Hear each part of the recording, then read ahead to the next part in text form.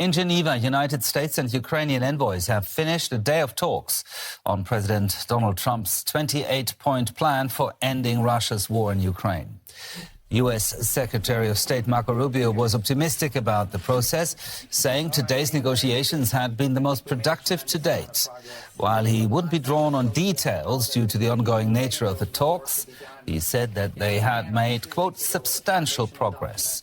He added that they wanted to complete the proposal as soon as possible to prevent the further loss of life. Let's have a listen to some more of what Secretary Rubio had to say. We arrived here today with one goal, and the goal was to take, is 28 points or 26 points, depending on which version as it continued to evolve, and try to narrow the ones that were open items. And we have achieved that today in a very substantial way. Now, obviously, like any final agreement, they'll have to be agreed upon by the presidents. And there are a couple issues that we need to continue to work on. But I think the report today is that I think today was worthwhile. It was very, very, it is probably the most productive day we have had on this issue. And for some analysis, let's go straight to Washington and bring in DW's Misha Komodowski. Misha, we heard Rubio there hailing progress. Do we know how flexible the U.S. is in renegotiating this 28-point plan? Well, Gerhard, he said that both sides have been working from a foundational document, a draft peace proposal with, he said, 26 to 28 points, and we should pay close attention to details here. He said 26 to 28 points. Secretary Rubio said that the goal today was essentially to shrink the list of unresolved issues, and they made major progress, according to him, and some points still need work, especially those involving Europe, involving NATO and the European Union, and nothing is final until the presidents sign off. He wouldn't discuss details, as you said, like territory or military limits, saying the document is still changing, but he stressed he's very optimistic about a deal. Rubio also noted that once the US and Ukraine align, the proposal will still need to be presented to Russia, since Moscow must agree for any plan to work. Now, the talks in Geneva have now concluded. Do we know when and where further discussions will take place? Not yet, but Rubio said that the work will continue tomorrow and that they don't need to be in the same room in Geneva to finalize the talks. He wants the agreement done as soon as possible, ideally by Thursday, by Thanksgiving. It would be a symbolic move for the Trump administration. And also he added that the progress made today puts them closer than ever.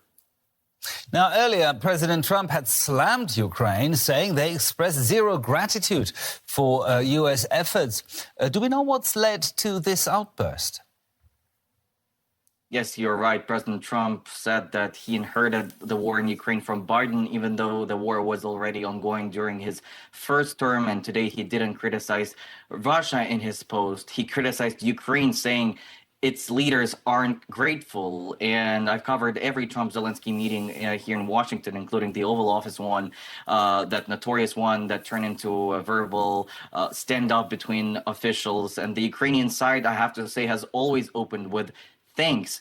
Rubio, though, says that after the Geneva talks, President Trump is quite pleased at the reports they've given him after after those talks concluded. DW's Misha Komodowski there reporting from Washington. Thank you, Misha.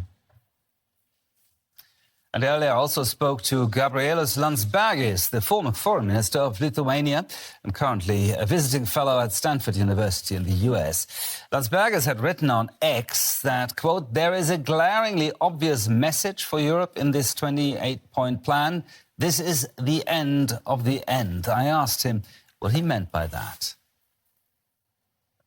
Well, in many cases, throughout this year, whenever something would come up in Washington, like a proposal to meet Zelensky in Oval Room or to meet Putin in Alaska, Europeans were trying to portray that this is not about us, not about the Europe, not about the European continent. It's like we are bystanders of the whole process.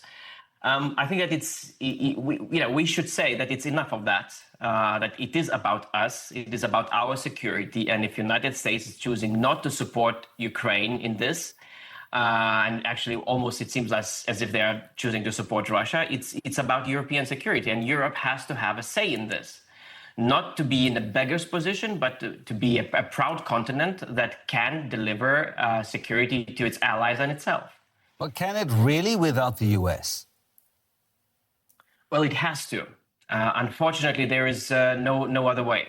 If Ukraine, a country of 40 million, has been able to push back on Russia's assault and stand firm for almost 4 years, so it is very difficult to imagine that a continent of 450 million people, one of the richest places in the whole world, would not be able in 4 years to figure things out how to do that. I'm not saying that we should be breaking our ties with the United States, but if the United States chooses not to stand with us, we have to be ready to stand on our own. Okay, what would that look like? What would an alternative plan look like? Well, first of all, it has to come from European strength, and Europe does have a leverage. Just take one simple fact that there are more than 190 billion euros worth of frozen Russian assets held in the European banks. And I'm stressing European because it's, even though it's in Belgium, it's still very much part of Europe.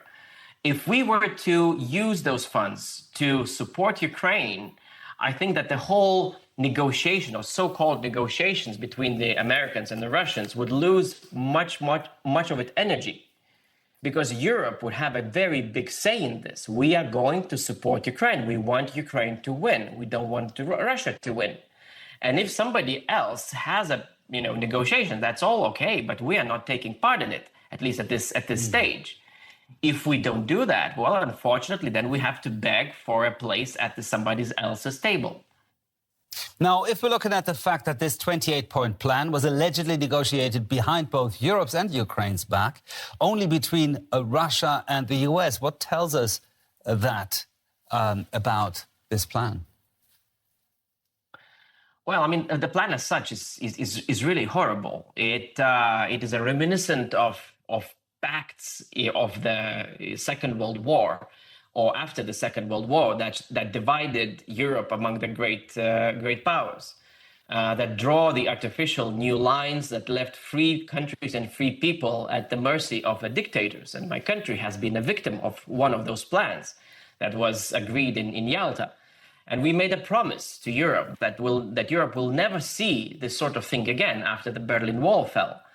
So it is really scary to think that if we bring back these plans again into European continent, is it only Ukraine that is going to suffer, or of these plans will be devised for the Baltics, for Poland, or who knows where those plans can stop. But at this, I would repeat what I said previously, that what we're paying a lot of attention to something that has not been written by Europeans for Europeans, and we need to change that. Now, the US has consistently said that Ukraine needs to make concessions to achieve peace with Russia. What is in this plan that could reasonably be asked from Ukraine? Well, even though it pains my heart to hear Ukrainians saying that they agree to certain concessions, but we have to be reminded that President Zelensky really, even for the last half a year, he said that they are ready to negotiate on a current contact line as a start for negotiations. I'd like to stress that it really pains, because it is a reminiscence of, again, the same Second World War themes where Czechoslovakia was forced to give away its land because people thought that giving away part of territory will bring peace. So there is a connotation, the same connotation. But if Ukrainians are forced to agree on this, and they say that, so I believe that they are ready.